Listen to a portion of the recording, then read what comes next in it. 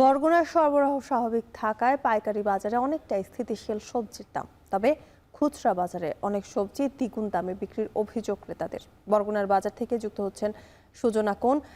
এ নিয়ে তার কাছ থেকে আমরা বিস্তারিত জানবো। সুজন, কোন কোন সবজির দাম বাড়তি আমাদের বিস্তারিত জানাবেন।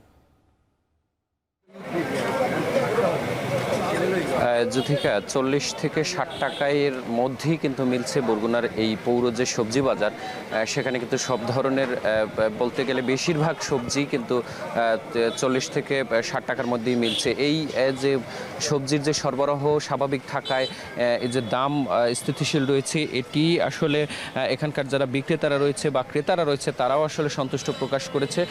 তবে দুই একটি সবজির দাম কিন্তু 100 টাকাও কিন্তু পার হয়নি। বেশিরভাগ সবজির দামই কিন্তু এখনও নাগালের মধ্যেই রয়েছে। তবে এখানকার যারা ব্যবসায়ীরা বলছেন, তারা বলছেন যে সপ্তাহ ব্যবধানে দুই একটি সবজির দাম 10 থেকে 15 টাকা বাড়লেও কিন্তু সব মিলিয়ে আসলে সবজি কিন্তু নাগালের মধ্যেই রয়েছে। আজকে যদি আমি একটু দামের বিষয়টা বলি, করলা কিন্তু বিক্রি করা হচ্ছে 60 টাকায়, বরবটি 55 থেকে 60 টাকায় বিক্রি করা হচ্ছে এবং বেগুনের দাম কিছুটা বেড়েছে। এখানকার যারা ব্যবসায়ীরা বলছে যে 10 থেকে 20 টাকা পর্যন্ত বেড়েছে বেগুনের দাম, সেটি এখন বিক্রি হচ্ছে 70 থেকে 80 টাকা এবং কাঁকরোল বিক্রি করা হচ্ছে 50 টাকায়।